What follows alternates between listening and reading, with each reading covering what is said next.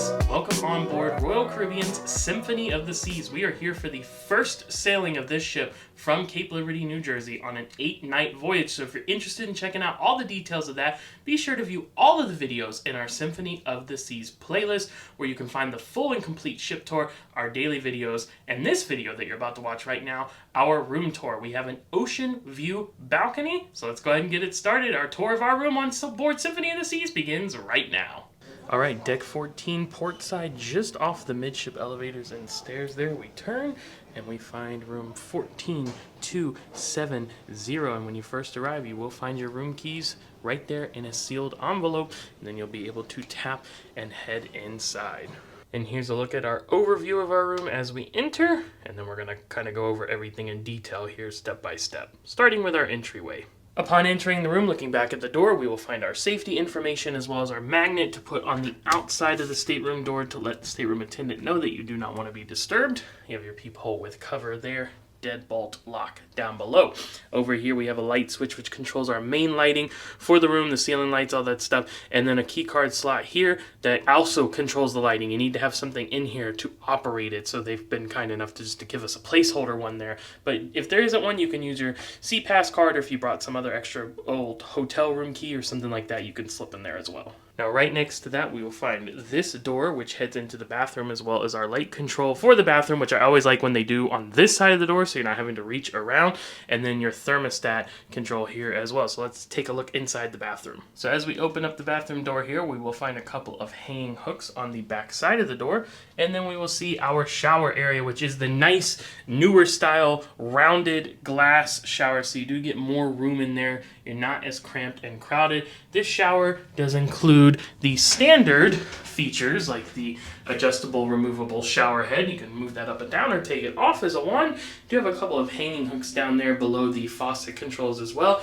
A handlebar to help you get in and out. The 2-in-1 hair and body wash dispenser, a little shelf there in the corner, and then a footrest as well. Interesting to note that this shower does not have a clothesline like we usually see in showers on cruise ships. And I did notice though that there is this hook that's just coming out of the ceiling here, so maybe you could use that to kind of help hang things up and dry them. Next to the shower we'll find the toilet, trash can, extra supplies down below, additional trash can, our towels hanging up here, hand towels and body towels there. We're going to have our single sink, then our continued vanity with the mirror up above, then our 3 shelves on the side with the glasses, and then the plug for an electric shaver right up there. As we come out of the bathroom here, we will find our main sitting area, and we're going to have split closets here. So we're going to have one on this side with the hanging rack above, and then a fold down hanging rack down below, and then some storage space at the bottom.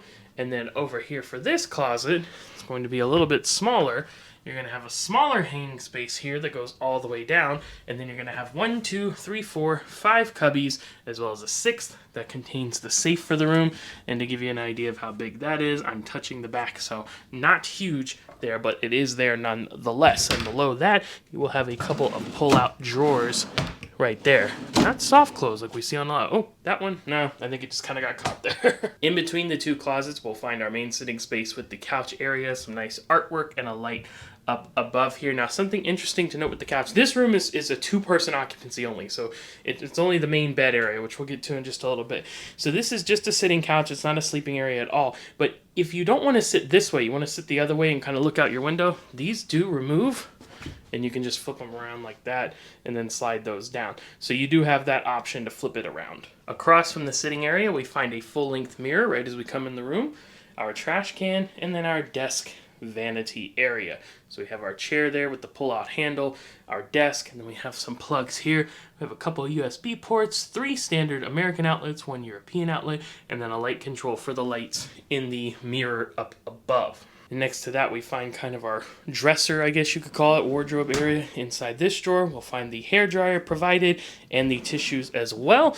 In the bigger door here, we will find the mini refrigerator, quite small, but helpful nonetheless. And then over on this side will just be our standard drawers. This one does have some room service menus in it, but the rest can be used for clothes, storage, whatever you need.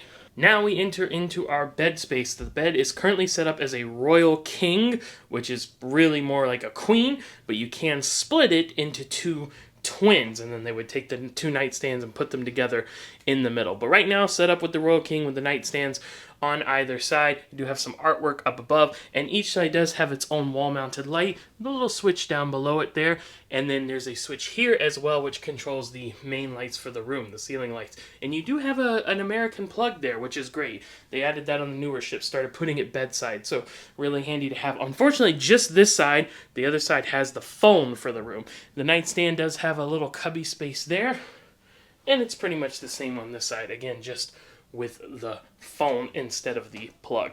Bed there in the middle, and then you also have storage underneath. This is open, so you can slide suitcases or other items under there. Across from the bed, we will find our wall-mounted TV, and they do have this little cubby space down below as well. You can store like little magazines or books or things like that. Now the TV does pop out, you can see, on just the one side, so it's kind of hinged. So you can have it facing the bed, or you can pop it and pivot it there to go over here towards the couch. What I really like about this is it makes it very easy to access the USB and the HDMI ports, so if you want to plug in a streaming device and use that, you can. The last thing we need to cover here is our balcony area. This is an ocean view balcony room, so let's go ahead and take a look. But before we head out, I want to point out you do have your curtains here.